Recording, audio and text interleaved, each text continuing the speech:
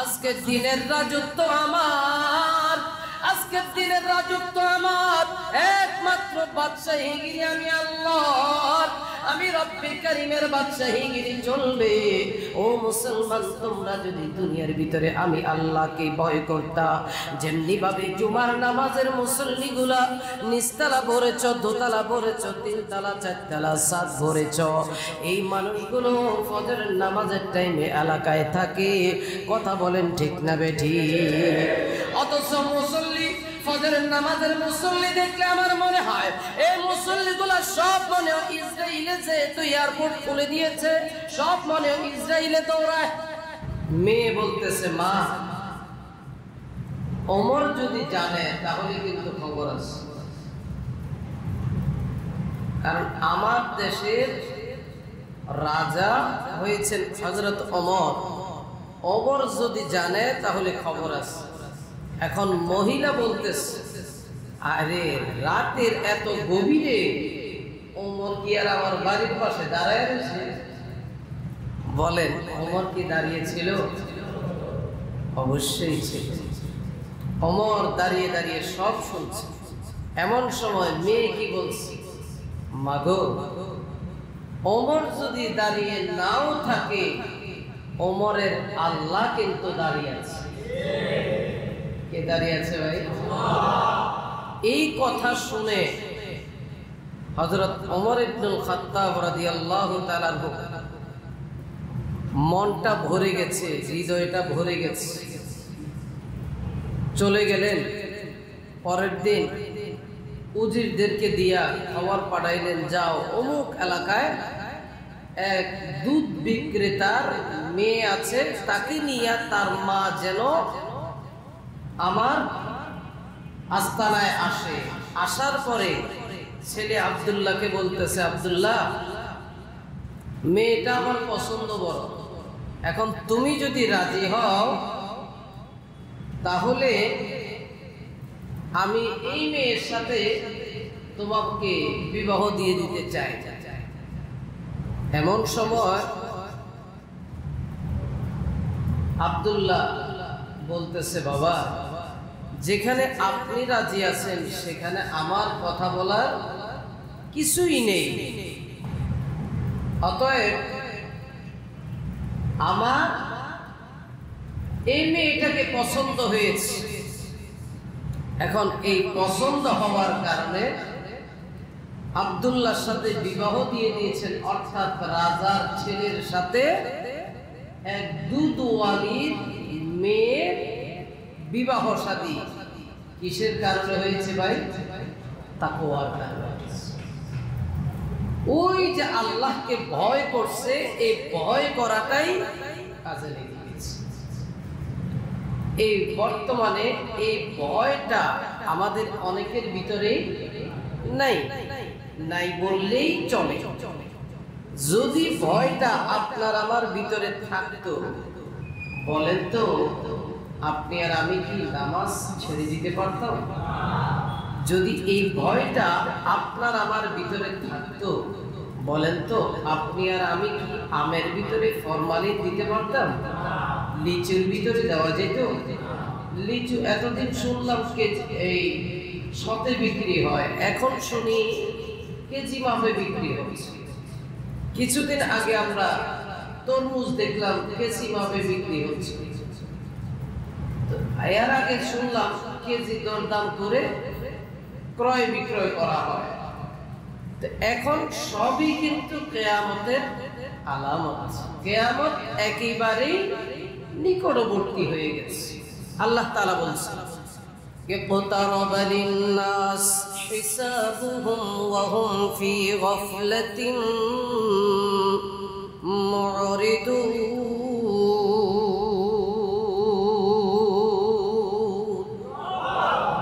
আল্লাহ তাআলা বলছে হিসাব দেওয়ার সময় একেবারেই কাছে চলে আসছে। এখন কত কাছে চলে আসছে, এটা যদি আপনি আর আমি একটাবার আপনার আমার মেমোরির দিকে তাকাই, তাহলেই কিন্তু হিসাবটা সহজ। এই যে বিগত কিছুদিন আগেই আমাদের মাঝে ছিল পবিত্র মাহে রমজান। কিভাবে চলে গেল মাহে রমজান? আপনার আমার মেমোরির দিকে, পিছনের দিকে যদি একটু অবলোকন করি, দৃষ্টিপাত করি, তাহলে আমরা দেখতে পাবো সেই দিনটা আমরা শিশু ছিলাম, হঠাৎ করে কিশোর হলাম, তারপরে তরুণ হলাম, এরপরে যুবক হলাম, এখন দেখি চুলে আর দাড়িতে পাক ধরেছি। কি আছে না ভাই? অনেকের বয়সে হয়, অনেকের বয়স ছাড়াও হয়ে যায়, এটা সমস্যার কারণে হতেই পারে।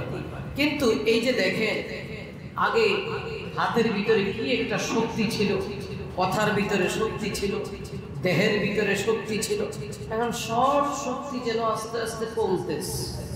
এখন ঠিক মতে দাঁড়াইতে পারি না, ঠিক মতে হাঁটতে পারি না, ঠিক মতে খাইতে পারি না, খাইতে গেলে সীমিত আকারে খেতে হয়, চলতে গেলে সীমিত আকারে পথ চলতে হয়, এখান থেকে একটু সামনে গেলে রিকশার প্রয়োজন হয়।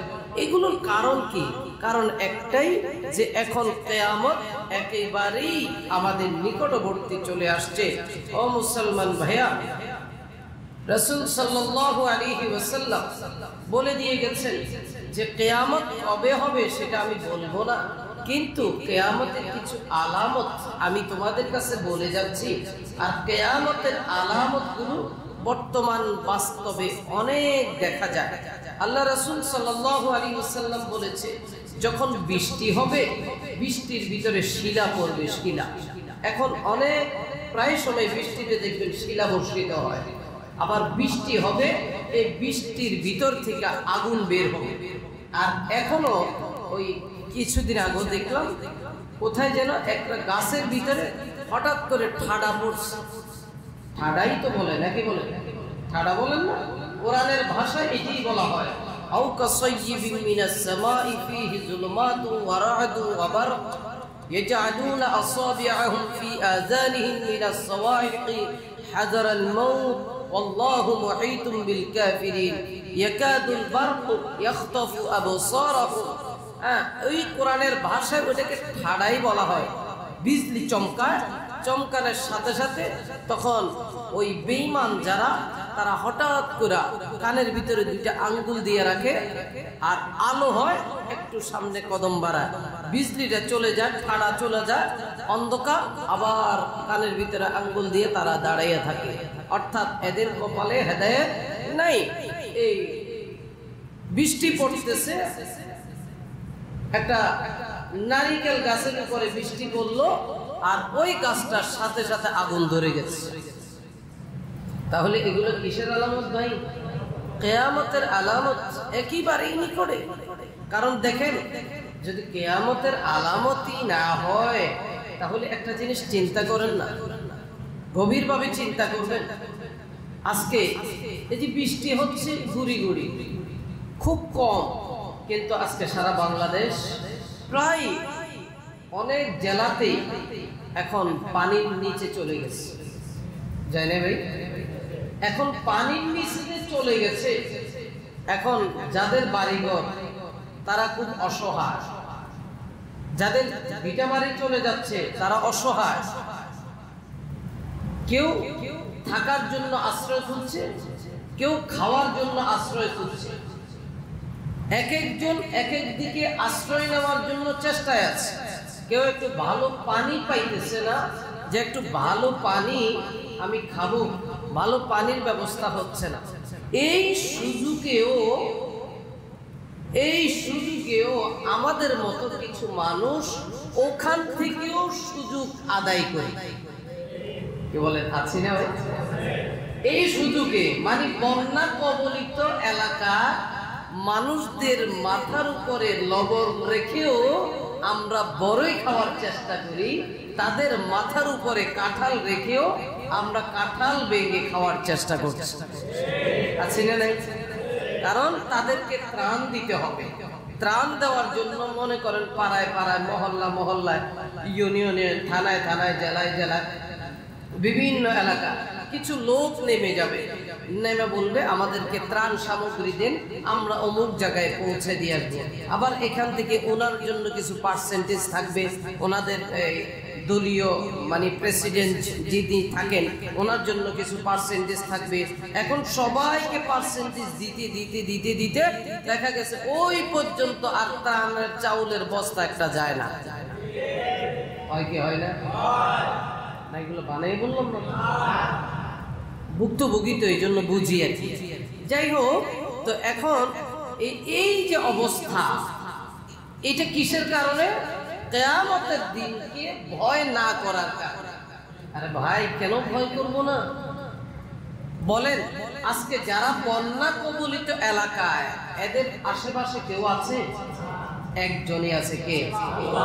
আল্লাহ।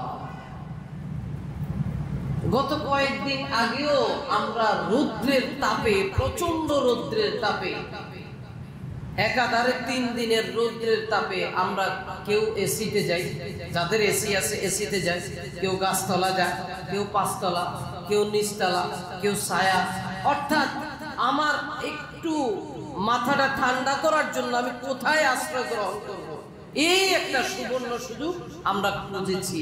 কিন্তু এই 2-3 দিনের ভিতরে আল্লাহ তাআলা সব উলট পালট করে দিয়েছে। এই খেলা কার? ওয়া মাকারু ওয়া মাকারাল্লাহ ওয়াল্লাহু খায়রুল মাকিরিন।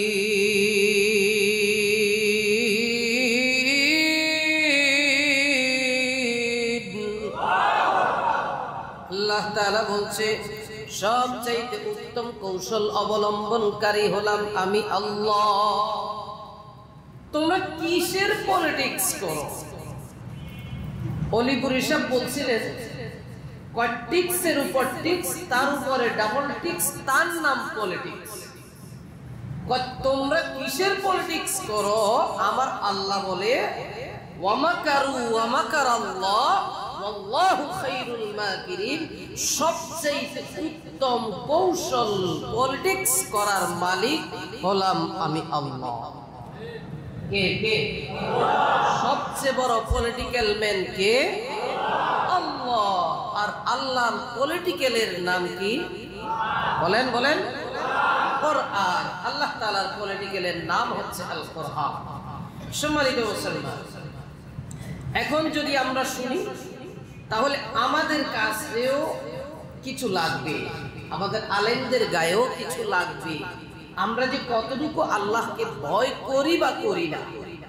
কারণ শুধু যে আওয়ামদের দোষ তা নয়, আলেমদেরও দোষ আছে না নাই? অবশ্যই আছে। যদি নাই থাকে, 33 বছর ধরে ইমামতি করে। কয় বছর? বলেন বলেন বলেন।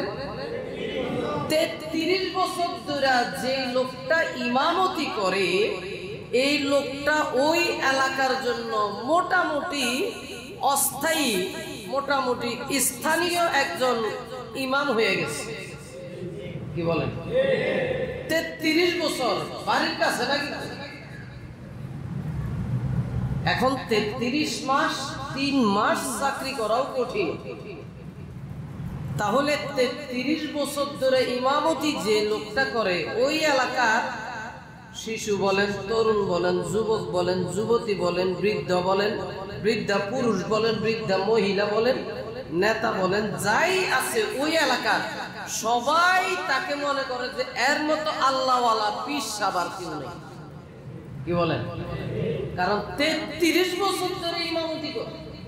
কয় বছর? তো 33 বছর ধরে যে লোকটা ইমামতি করে, এই লোকটা থেকে খারাপ কোনো কাজের আশা মুসল্লিরা করে? এমনিতেই তো করে না, যে না আমাদের ইমাম থাকবে সবার ঊর্ধ্বে। দোষ আমরা করি, আপত্তি নেই, কিন্তু আমার ইমাম যেন না। কি বলেন ভাই? হতে পারে অনেক মসজিদ কমিটিরাও দেখা গেছে হয়তো বা বিনোদন দেখতে পারে, কিন্তু তাদের সাথে ইমাম সাহেবের একটা খায়ের মহব্বত থাকতেই পারে। কিন্তু তারাও চায় যে আমাদের ইমাম সাহেব যেন আমাদের সাথে বিনোদনমুখী না হয়।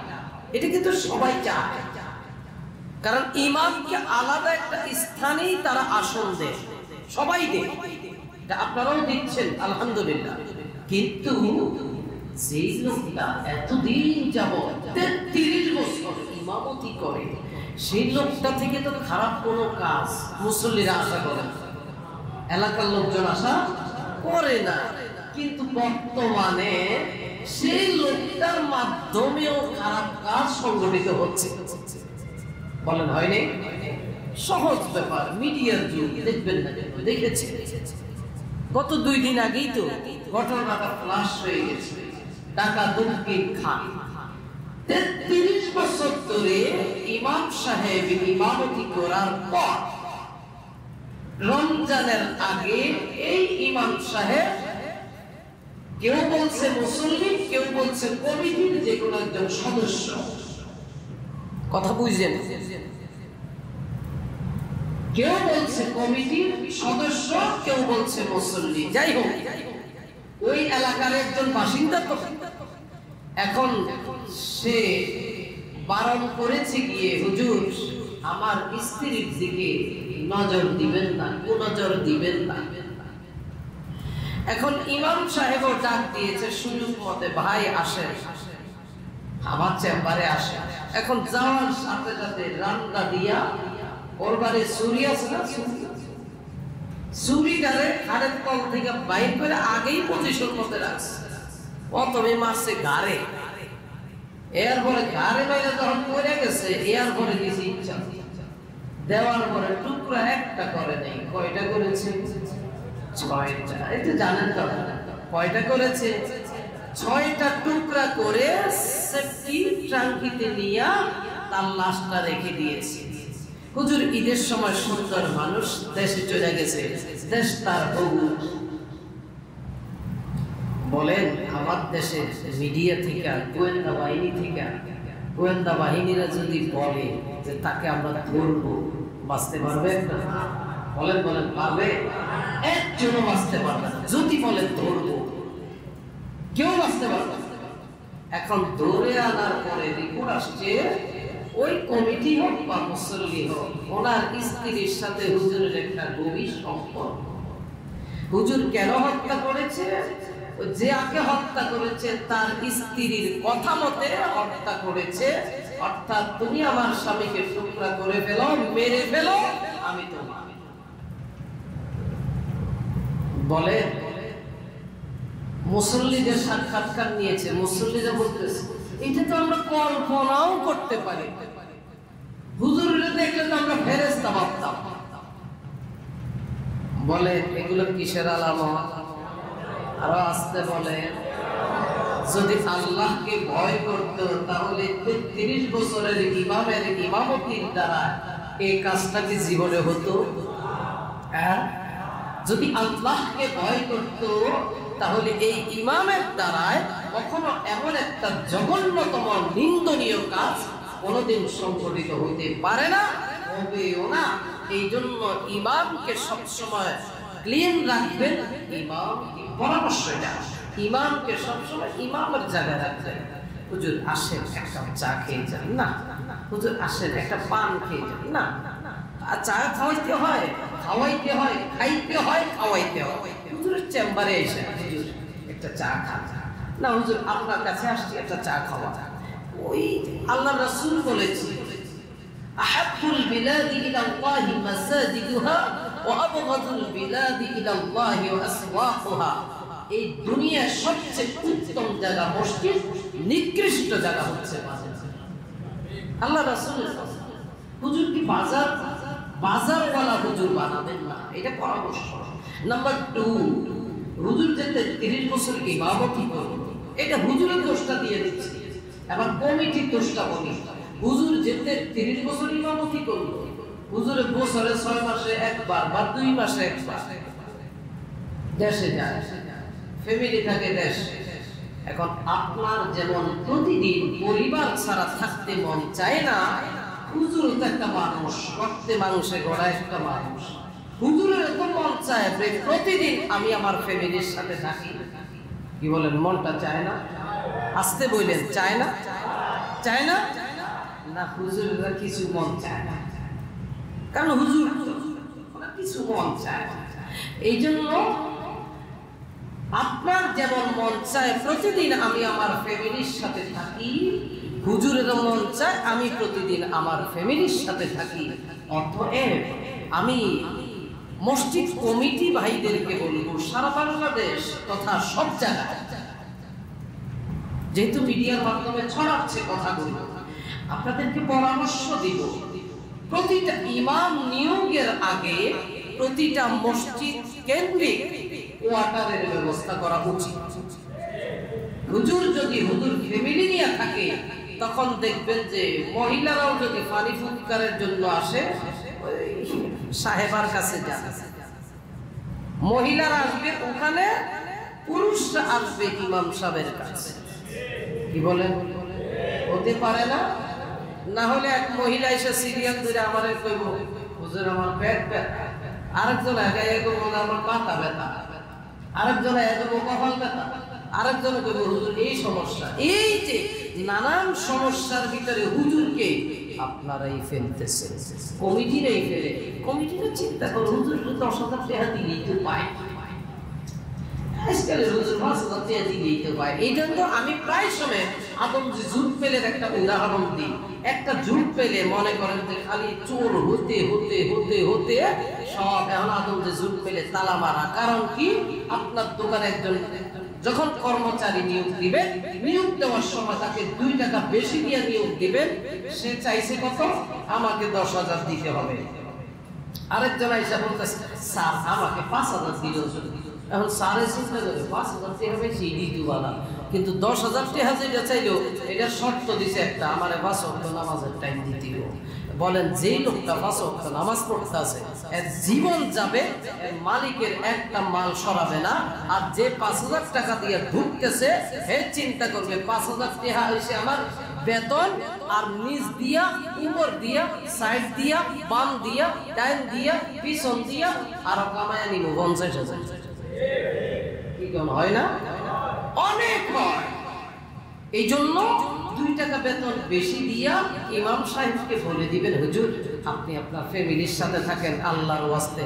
না হয় আমার তো মনে হচ্ছে এখন যদি মুসল্লির ফ্যামিলি নিয়ে হুজুর যদি 33 বছরের এই বার্ধক্যের বয়সের হুজুর যদি মুসল্লির নিয়ে ভাগতে পারে, তাহলে তো আমার মনে হচ্ছে অদূর ভবিষ্যতে সভাপতি সেক্রেটারি আর কমিটির আর এলাকার গণ্যমান্য সুনামধন্য ব্যক্তিবর্গ যারা থাকবে তাদের ফ্যামিলি আর তাদের মেয়েদের দিকে যে ইমাম সাহেবরা তাকাবে না, এটা তো আমার বিশ্বাস হয় না। তাহলে এটার জন্য ওনারাও দায়ী, ওনারাও দায়ী, সবাই দায়ী। এক কথায় আল্লাহর ভয় নাই। কি বলেন? হুজুর একদিন ফজর না থাকলে কেসে কেসে হ্যাঁ বাসা থাকে মসজিদ থাকতে পারে না, আসি না নাই। আল্লাহ আমাকে সহি বুঝদান করুক, বলেন আমি। আমার ভাইয়েরা, নাম্বার 2, আল্লাহ তাআলাকে কেন ভয় করতে হবে গভীরভাবে চিন্তা করবেন। আজকে বন্যা কবলিত এলাকার ভিতরে, দুর্যোগপূর্ণ পরিস্থিতির ভিতরে মা সমুদ্রের পানি আসে, ওই যে কুয়াকাটার সমুদ্রের পানিগুলো যেভাবে উত্তাল তরঙ্গ ঢেউ দিয়ে আসতেছে, মানুষের বাড়িঘর গুলা যখন নিয়ে যাচ্ছে, সন্তান মা মা করে কাঁদে, মা নিজের নফস নিয়ে দৌড়ায়, বাবা নিজের নফস নিয়ে দৌড়ায়, প্রত্যেকে যার নফস নিয়ে দৌড়াইতেছে, কেউ পাশে নাই, কেউ পাশে নাই। ও মুসলমান, এটা সমুদ্রের পারের কথা, সমুদ্রের পানির উত্তাল তরঙ্গ ঢেউয়ের কথা কেন? বাস্তবে আজকে যদি আমার কথাই বা বলি, আমি একজন ইমাম, আমার মুসল্লি আছে নিচতলা ভর্তি, আমার মুসল্লি আছে দোতলা ভর্তি, আমার মুসল্লি 3 তলা ভর্তি, 4 তলা ভর্তি, মাঝে মধ্যে ছাদও ভরে কি ভরে না? তাহলে এতগুলা মুসল্লি, আমার এতগুলা মুসল্লির ভিতরে একজন ইমাম সাহেব যদি কোনো খারাপ কাজের ভিতরে লিপ্ত হয়ে যায়, তাহলে একটা মুসল্লিও ইমামের পক্ষে কথা বলে না। কথা বলেন ঠিক না বেটি? নাম্বার 2, যদি ইমাম সাহেব ভালো কোনো কাজ করতেছে, হক কথা কথাগুলো সমাজের ভিতরে বলতেছে, সত্য প্রচারগুলো ইমাম সাহেব মহল্লার ভিতরে প্রচার করে। এমত অবস্থায় এলাকার যদি কিছু লোক এই ইমামের পিছনে চলে যায়, তখন দেখবেন যে এলাকার অনেক মানুষ নয়, প্রায় বেশিরভাগ মানুষ ইমামের বিরোধিতা শুরু করে, তার পক্ষ অবলম্বন কেউ করে না। কথা বলেন ঠিক কিনা? যেমন আজকে ডাইনে তাকান, বামে তাকান, সামনে তাকান, ও মুসলমান, যে সমস্ত ওলামায়ে কেরামরা আজকে নির্যাতিত হয়ে গেছে হচ্ছে, বলেন তো এদের তো মুসল্লিও ছিল, আজকে কোন মুসল্লি তো এদের পক্ষে কথা বলে না। ও মুসলমান ভাইয়া, মাহফিলের ভিতরে এদের হাজার হাজার শ্রোতা ছিল, একটা শ্রোতাও তো এখন কথা বলে না। অথচ একজন আলেম, একজন বক্তাকে পাওয়ার জন্য 1 বছর 2 বছর আগে থেকে শিডিউল দিয়ে বসে থাকতো, আর বলতো, হুজুর আপনার একটা সিরিয়াল দেন, টাকা 50 লাগে 50,000 দিব, 1 লাখ টাকা 1 লাখ টাকা দিব, হেলিকপ্টারে আসতে চান হেলিকপ্টারে আনবো, তারপরে আমার জেলা আমার থানার ভিতরে আপনার একটা প্রোগ্রাম চাই। যেই মানুষগুলোর জনপ্রিয়তা এত আকাশচুম্বী, সে আকাশচুম্বী জনপ্রিয়তা থেকে আজকে যে কোনো কারণেই হোক কারাগারে আবদ্ধ হওয়ার কারণে আজকে ওই ভক্তগুলা কোথায়? তাহলে বোঝা গেছে এই ভক্ত সাময়িকের ভক্ত, এই মুসল্লি সাময়িকের মুসল্লি। কথা বলেন ঠিক না? ও মুসলমান, এই জন্য আজকে দেখেন তো শুধু কে যায়? মা থাকলে মা যায়, বাপ থাকলে বাপ যায়, ভাই থাকলে ভাই যায়, বোন থাকলে বউ যায়, স্ত্রী থাকলে স্ত্রী যাচ্ছে, ছেলে থাকলে ছেলে যায়, মেয়ে থাকলে মেয়ে যায়। হাজার বন্দুকের গুলি অপেক্ষা করেও তারা যায়, একমাত্র তারাই দেখে আসে, তারাই খাবার দিয়ে আসে। আর আগে তো মানুষ প্রতিবাদ করত, এখন প্রতিবাদ মুখ দিয়েও করে না, হাত দিয়েও করে না, কলম দিয়েও করে না। ও মুসলমান, ঠিক না বেঠি? এই জন্য আমার আল্লাহকে ভয় করতে হবে। কিয়ামতের দিনটা এত ভয়াবহতা হবে, যেই দিনটা নাকি মা থাকবে না, বাপ থাকবে না, ভাই থাকবে না, বোন থাকবে না। বিশ্বনবী ডাক দিয়ে বলতেছে, হে আয়েশা, তুমি কি জানো এমন একটা ভয়াবহতা শুরু হবে, যেই দিনটা সমস্ত মানুষ বিবস্ত্র অবস্থায় থাকবে, শরীরে একটা পোশাক পর্যন্ত থাকবে না। আম্মা জান আয়েশা সিদ্দিকা রাদিয়াল্লাহু তাআলা আনহা বর্ণনা করতেছে, নবী গো,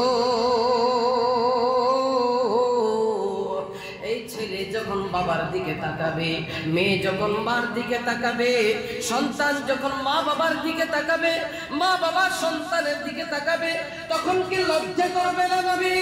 নবী আমার ডাক দিয়ে বলে, হে আয়েশা, তুমি কি জানো সূর্যটা এমন মাথার উপরে চলে আসবে, এত সূর্যের তাপটা ছেড়ে দেওয়া হবে, যখন নাকি মানুষগুলো প্রত্যেকের গুনাহ নিয়ে নিজের নফস করে মাটির দিকে তাকাইতে থাকবে। কেউ ডাইনে কে আছে, বামে কে আছে, সামনে কে আছে, পিছনে কে আছে দেখার সুযোগ নাই, সুযোগ নাই। মানুষ যখন বিবস্ত্র অবস্থায় থাকবে, তাকে দেখার সময়টা কোথায়? এই জন্য মুসলমান ভাইয়া, আল্লাহ তাআলা যাদেরকে আমলনামার ডাইন হাতে দিয়ে দিবেন, তারা তো পার হয়ে যাবে। যেমন পার হয়ে গেছে বসুন্ধরা গ্রুপের মালিকের ছেলে তানভীর। হাজার দোষে দোষী হওয়ার পরেও পার্সোনাল বিমানে ফ্লাইটে উড়ে চলে যায়। ও মুসলমান, সে পার হয়ে গেছে। আর যদি ক্ষুদ্র ভুল ত্রুটি করে, কেউ করে, যে করুক না কেন, সে কিন্তু পার পাইতেছে না। কথা বলেন ঠিক না বেটি? তাহলে যার আমল ভালো, যার আমল ভালো সে পার হয়ে যাবে, যার আমল ভালো সে পুলসিরাতের পুল পার হয়ে যাবে, যার আমল খারাপ সে ধরা পড়বে। তখন যাবে কোথায়? এটা দুনিয়ার একটা এক্সাম্পল দিয়ে আমি বুঝাইলাম, আমি কারো পক্ষে বা বিপক্ষে বলি নেই, কথাটা বোঝার জন্য বললাম। বলেন তো, এত দোষে দোষী হওয়ার পরেও আনবির যেহেতু পালায় গেছে, বা যেভাবে হোক চলে গেছে, পার্সোনাল এয়ারপোর্ট দিয়া হোক, পার্সোনাল বিমান দিয়া হোক, চলে যাওয়ার পিছনে তার কারণ একটাই, তার দাপট আছে, ক্ষমতা আছে, অর্থ আছে, টাকা আছে। আর যারা ধরা খাইতেছে তাদের কিছুই নাই, না থাকার কারণে আজকে তারা ধরা পড়ছে। ও মুসলমান ভাইয়া, কিয়ামতের ময়দানটাও এমন হবে যার নাকি বদ আমল হবে। বদ আমলটা যখন এই বাম হাতের ভিতরে এসে যাবে, এমন অবস্থায় একজনও পার পাবে না। আমার মালিক আল্লাহ বলবে, লিমানিল মুলকুল ইয়াউম লিল্লাহিল ওয়াহিদিল কাহ্হার। আজকের দিনের রাজত্ব আমার, আজকের দিনের রাজত্ব আমার। একমাত্র বাদশাহীগিরি আমি আল্লাহর, আমি রব্বে কারীমের বাদশাহীগিরি চলবে। ও মুসলমান, তোমরা যদি দুনিয়ার ভিতরে আমি আল্লাহকে ভয় করতা, যেমনি ভাবে জুমার নামাজের মুসল্লিগুলা নিচতলা ভরেছ, দোতলা ভরেছ, তিনতলা, চারতলা, ছাদ ভরেছ, এই মানুষগুলো ফজরের নামাজের টাইমে এলাকায় থাকে। কথা বলেন ঠিক না বেঠিক? অথচ মুসল্লি, ফজরের নামাজের মুসল্লি দেখলে আমার মনে হয় এই মুসল্লিগুলা সব মনে হয় ইসরায়েলে যে তুই এয়ারপোর্ট খুলে দিয়েছে, সব মনে হয় ইসরায়েলে দৌড়ায়। ফজরের টাইমে সব ইসরায়েল যায়, কথা কোন আমেরিকা যায়। হ্যাঁ হ্যাঁ, সব আমেরিকা সফরে থাকে, না হলে এক কাতার হয় কেমনে? আমার এটা বুঝি আসে। ফজরের নামাজের টাইমে এক কাতার, জুমার টাইমে চারতলা ভর্তি। ফজরের নামাজের টাইমের জামাতের গুরুত্ব নাই, জুমার নামাজের এত গুরুত্ব বেড়ে গেল। বোঝা গেছে ফজরের টাইমে সবাই আমেরিকার সফরে থাকে, না হয় ইসরায়েলের সফরে থাকে। আবার যাদের ইমানটা একটু বেশি, এরা ফিলিস্তিনে জায়গা, এত ফিলিস্তিনে জায়গা। ও মুসলমান, মনে রাখতে হবে, এই দুনিয়া যার জন্য করেন, এই বাড়ি বাড়ি কিন্তু থাকবে না, গাড়ি কিন্তু থাকবে না। সব ছেড়ে দিয়া আপনাকে আমাকে পাড়ি দিতে হবে কবরে। কথা বলেন ঠিক কিনা? জুমার আগেও কোন দিক থেকে যেন মাইকে অ্যালাউন্স আসছে, অমুক সাহেব মারা গেছে। আরে এমন একদিন আসবে, আপনার ঘোষণা হবে, আমার ঘোষণা হবে। মসজিদের খাটিয়া, 6 পায়ার এই খাটিয়া দণ্ডায়মান এখনো দাঁড়িয়ে আছে। প্রতিটা মুহূর্তে আপনারে ডাকে, আব্দুল্লাহ, আব্দুর রহিম, আব্দুল করিম, কই যাও, কই যাও? আমার দিকে একটা বার সালাম করে যাও, আমার দিকে তাকাইয়া যাও। ঘরের যে তোমার এত আরামের খাট, ওই খাট থাকবে না, পরিশেষে আমি খাটের উপরে সওয়ার হইয়া যাবা। অতএব আমি খাটের উপরে উঠার আগে আমার সামনে যে ঘরটা আছে, ঘরটারে একটু কুদরতি কদমটা ঠেকাইয়া দিয়া মালিকের দরবারে সেজদায় পড়ে আল্লাহরে কান্দ, আর ডাক দিয়ে বলো, মালিক,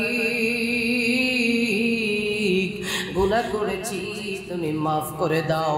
যদি তাই না হয় রে মুসলমান, একটাবার চিন্তা ভাবনা করবে, আজকে বন্যা কবলিত এলাকায় সন্তানের মা চিনে না, সন্তানের বাবাই চিনে না, বাবা ছেলেরে চিনে না, মা মেয়ের চিনে না। তাহলে আজকে এলাকার ভিতরে যদি এই অবস্থা হয়, আজকে একজন আরেকজনের কোনো উপকার করতে পারি না, ঠিক ভাবে কিয়ামতের ময়দানেও একই অবস্থা হবে। হাসরবাসীরা দৌড়াবে, দৌড়ায়া দেয়া চলবে, ইয়া আবাল বাশার, হে আমাদের আব্বা, আল্লাহর কাছে একটু শাফায়াত করেন। হাদিসে লেখা হয়, কিতাবের ভিতরে আসে, সূর্যটা 1 হাত 1 বিঘা আদাত এইভাবে করে মাথার উপরে যখন আসবে, আজকে এত লক্ষ লক্ষ মাইল দূরে সূর্যের তাপ সহ্য করতে পারি না। ও মুসলমান, বলেন তো, 1 হাত মাথার উপরে, 1 বিঘা মাথার উপরে যখন সূর্যটা আসবে, এই সূর্যের তাপ যখন ছেড়ে দিবে, সহ্য করতে পারবেন তো? পারবেন তো সহ্য করতে? তাহলে পারবেন না, মাথার মগজগুলো বগলাইতে থাকবে, বগলাইতে থাকবে, মাথার মগজগুলো টকবক টকবক করতে থাকবে। এমত অবস্থায় মানুষ পাগল হয়ে যাবে, হাসরবাসীরা দৌড়াইতে থাকবে, যে আদম আলাইহিস সালাতু ওয়াস সালামকে বলবে, আদম ইয়া আবাল বাশার, আপনি আমার জন্য শাফায়াত করেন আল্লাহর কাছে। আদম আল্লাহর কাছে ডাক দিয়ে বলবে, আদম ওই দিন আমাদেরকে ডাক দিয়ে বলবে, না না, আমার পক্ষে আজকে আল্লাহর সামনে কথা বলার সাহস নাই। কারণ কি রে বাবা, আপনি না নবী, আপনি না পয়গম্বর, আপনি না সবার আগে দুনিয়াতে গেছেন, আপনি না সবার আগে বাইতুল্লাহ আপনি বানাইছেন, তাহলে আপনি কেন পারবেন না? আদম পয়গম্বর ডাক দিয়া বলবে, কুল্লা ইয়া আদম উসকুন আনতা ওয়া যাওজুকাল জান্নাহ ওয়া কুলা মিনহা রাগাদান হাইসু শি'তুমা ওয়া লা তাকরাবা হাযিহিশ শাজারা। আমার আল্লাহ যখন আমাকে বলেছিল, আদম রে জান্নাতের ভিতরে থাকো, খাও দাও ফুর্তি করো, খবরদার ওই গাছের ধারে কাছেও যাইও না। ফল খাওয়া তো দূরের কথা, কিন্তু যেই কোনো পাপী হোক গাছের ফলটা খাইছে, গাছের ফলের রস খাইছি, আল্লাহ যদি ডাক দিয়ে বলে, আদম আমি নিষেধ করার পরেও কেন গন্ধম খাইনি, আমি কি জবাব দেব? আমার কাছে জবাব দেয়, অতএব আমি কথা বলতে পারবো না।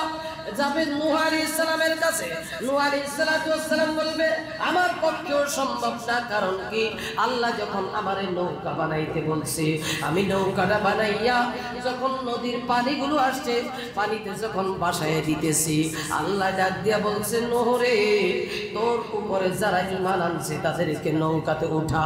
এমন সময় আমি যখন আমার কওমরে ডাক দিলাম, যারা ঈমান আনেছো তারা নৌকাতে উঠো, নৌকাতে উঠো, বাঁচতে চাইলে নৌকায় উঠ। কোথায়? আসতে তো বাঁচতে চাইলে কোথায়? বাঁচতে চাইলে নৌকায় উঠে, মরতে চাইলে অন্য জায়গায় যা। বাঁচতে চাইলে নৌকায় উঠ, জলদি করে উঠ। এমন সময় আমি বলেছিলাম, ও সন্তান ইয়া কেনান, কেনান রে আয় বাবা আয়। আল্লাহ কিন্তু গুন্ডি যারা শিডর দিয়া, আল্লাহ কিন্তু ইয়াস দিয়া, আয়াস দিয়া, আল্লাহ কিন্তু সব ধ্বংস করে দিবে। তখন আল্লাহ আমাকে ধমক দিয়ে বলেছিল, নো তুমি তোমার ছেলের ডাকো, সে তোমার ছেলে হতে পারে, কিন্তু সে আমি আল্লাহর দুশমন, আমার নবী নূহ আলাইহিস সালামের দুশমন। আল্লাহ যদি ডাক দিয়ে বলেন, কেন ওই দিন সন্তানকে ডেকেছিলা, কেন কেন? আমি জবাব দিতে পারবো না। এবার সবাই দৌড়াবে ইব্রাহিম পয়গম্বরের কাছে। ইব্রাহিম পয়গম্বর বলবে, আমার পক্ষে আরো সম্ভব না। কারণ কি, যখন আমি মূর্তির মূর্তিগুলো বাইঙ্গা বড়টার কাঁধের উপরে যখন আমি কুড়াইটা ঝুলাই দিছি, এমন অবস্থায় ওরা পূজা করিয়া আসিয়া যখন আমাকে বলল, কে ভাঙছে বলো, তখন আমি বলছিলাম, বড়টারে জিজ্ঞাসা করো। বড় দিয়া বুঝাইছিলাম, হ্যাঁ করে বুঝাইছি, হ্যাঁ করে বুঝাইছি আমার আল্লাহরে, কিন্তু হ্যাঁ বুঝে নিছে এদের দুর্গা, এদের কালী রে। 14টা 15টা পাও, হাত পাওয়ালা খোদারে জিগা, বড়টারে জিগা।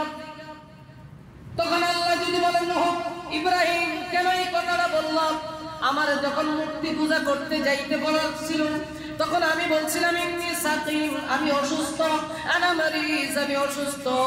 কিন্তু আসলে অসুস্থ দুই প্রকার, একটা হয়েছে শারীরিক আর একটা মানসিক। অনেকে আইসা প্রশ্ন করে, হুজুর হিন্দুর বাড়িতে খাইতে পারবো কিনা? ভাই, আপনি যদি বাঁচতেই চান তাহলে আপনি ইব্রাহিম আলাইহিস সালাতু ওয়াস সালামের কৌশল অবলম্বন করবেন। আপনি বলবেন, ইন্নী সাকিম আনা মারিজ, আমি অসুস্থ, আমি অসুস্থ। অসুস্থ শারীরিকভাবে, শুধু এটা নয়, মানসিকভাবে অসুস্থ। আমি আপনার বিয়েতে যাইতে রাজি না, আপনি আপনার ছেলের জন্মদিনে যাইতে রাজি না, আপনার খাবার খাইতে রাজি না। আমি অসুস্থ কইয়া আপনি কেটে পড়েন, বেঁচে পড়েন। হুজুরের প্রশ্ন করার প্রয়োজন হয় না। ইব্রাহিম পয়গম্বর ডাক দিয়ে বলে, ও উম্মতেরা, আজকে যদি আল্লাহ প্রশ্ন করে, কেন তুমি ওই দিন এই কথা বলছো, আমি বিপদে পড়ে যাব। চলে যাবে মূসা পয়গম্বরের কাছে। মূসা নবী ডাক দিয়ে বলবে, আমার পক্ষে আর সম্ভব না। কারণটা কি? কারণ আমার কাছে বিচার চাইতে আসছিল, আমি একটা থাপ্পড় দিছি, আর এক থাপ্পড়ে মানুষটা মইরা গেছে, কিন্তু আমি তাকে মারার জন্য থাপ্পড়টা দিই নাই। আল্লাহ যদি ডাক দিয়া বলেন, মূসা কেন তুমি তারে মেরে ফেলেছিলা, আমার কাছে এখন জবাব দাও। আমি জবাব দিতে পারবো না। সবাই দৌড়ায়া যাবে ঈসা নবীর কাছে। ঈসা নবী বলবে, আমার পক্ষে তো আরো সম্ভব না, আল্লাহর কাছে সামনে কথা বলার আমার পক্ষে সম্ভব না। আল্লাহু আকবার বলেন। ঈসা নবী বলবে, আমার পক্ষে সম্ভব না। কারণটা কি? কারণটা কি? কারণ একটা, সমস্ত ইহুদিরা, সমস্ত নাসারারা আমাকে আল্লাহর ছেলে বলেছে, কিন্তু আমি তাদেরকে বলি নাই আল্লাহর ছেলে বলার জন্য। তারা যে আমাকে আল্লাহর ছেলে বলেছে, এখন আল্লাহ যদি বলে ঈসা রে কেন তোমারে আল্লাহর ছেলে বললো, এই জন্য আমি বিপদে পড়ে যাব। ও হাসরবাসীরা, তোমরা কেন শুধু শুধু এই দিক ওই দিক দৌড়াও? আদম নবী থেকে আমি ঈসা পর্যন্ত একজন পয়গম্বর আজকে আল্লাহর সামনে কথা বলতে পারবে না। আল্লাহু আকবার বলে। নবীরা যেখানে পারবে না, বাবারা পারবে তো? নবীরা পারবে না, বাবা পারবে তো? ইমাম সাহেব কথা বল না, পারবে? পারবে? বিশ্বাস কেউ পারবে না, সবাই স্তব্ধ হয়ে যাবে। আদম আলাইহিস সালাম থেকে ঈসা নবী পর্যন্ত সব নবী নিষ্পাপ, সব জান্নাতি নবী, একজনও কথা বলতে সাহস করবে না। ঈসা নবী বলবে, ভাই শুধু শুধু এদিক সেদিক দৌড়াও, লাভ নাই। জাগা মতে যাও, জাগা মতে যাও। ও জায়গাতে কলস কলস তেল দিলেও লাভ নাই, জায়গা মতে এক ফোঁটা তেল দিলেও লাভ। জায়গা মতে এক ফোঁটা দিবেন, কাজে লাগবে। অজাগায় কলস কলস ঢালবেন, কাজ হবে না।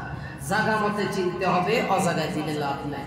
সবাই ডাক দিয়া বলবে, ঈসা পয়গম্বর বলবে, যাও ওই যে মাকামে মাহমুদের ভিতরে, হাউজে কাউসারের পাশে মাকামে মাহমুদের ভিতরে সাজদায় পড়ে আছে, আজকে আল্লাহর সামনে কথা বলতে পারবে একজনই মানুষ, যার পিছনে হইয়া যাও বেহুশ, তিনি ছাড়া আর কারো আজকে থাকবে না হুশ। তিনি আর কেউ নয়, আখিরি জামানার সরকারে দো আলম, সাইয়্যিদুল মুরসালিন, শাফিউল মুজনাবিন, রাহমাতাল লিল আলামিন, মুহাম্মদ আরবি সাল্লাল্লাহু আলাইহি। তার জন্য সাতগুণ মাপ। ঠিক তেমনি ভাবে নবী বলবে, তোমার ঘর থেকে রাষ্ট্র পর্যন্ত তোমারে আমি দেখছি, তোমারে আমি চিনছি, তোমার কথাবার্তা, লেনদেন, উঠা বসা, চলাফেরা, নামাজে, মুআমেলাতে, মুআশারাতে, সব কিছুতে আমি দেখছি তুমি আমি নবীর প্রেমে পাগল ছিলা। শুধু রবিউল আউয়ালে পাগল না, সারা বছর পাগল ছিলা। অতএব তোমার জন্য আমিও পাগল, তুমি আমার প্রেমে পাগল, আমি তোমার প্রেমে পাগল। এবার আল্লাহরে বলবে, আল্লাহ এটা আমার উম্মত, আমার উম্মত আমারে পাইছিল একটা নিয়ামত, কিন্তু এখন চলে আসছে কিয়ামতের আলামত। ও আল্লাহ, এরা যেহেতু চলে আসছে, এদেরকে আপনি জান্নাতটা দিয়ে দেন। দিবে কি না? দিবে। তাহলে এবার বুঝতে হবে, নেতা চিনতে হবে। আর আমাদের নেতা, লাকাদ কানা লাকুম ফি রাসূলিল্লাহি উসওয়াতুন হাসানাহ, আল্লাহ বলে দিয়েছে বিশ্বনবী আমাদের নেতা। এই বিশ্বনবীকে চিনে, বিশ্বনবী আদর্শ নিয়ে, কোরআন সুন্নাহ নিয়ে ব্যক্তি, পরিবার, সমাজ, রাষ্ট্রে আমরা পরিচালিত হওয়ার চেষ্টা করব, পরিচালনা করার চেষ্টা করব। আল্লাহ তাআলাকে ভয় করে, দ্বিতীয় কাউকে না, আল্লাহকে ভয় করে আমরা চলবো। আর ফজরের নামাজটা আমেরিকা সফরে থাকবো না তো? কি বলেন? ফজরের নামাজের টাইমে সফরে না তো? তাহলে ইনশাআল্লাহ জামাতে থাকবো। আল্লাহ তাআলা তৌফিক দান করুক। সকলে বলি আমিন। ওয়া আখির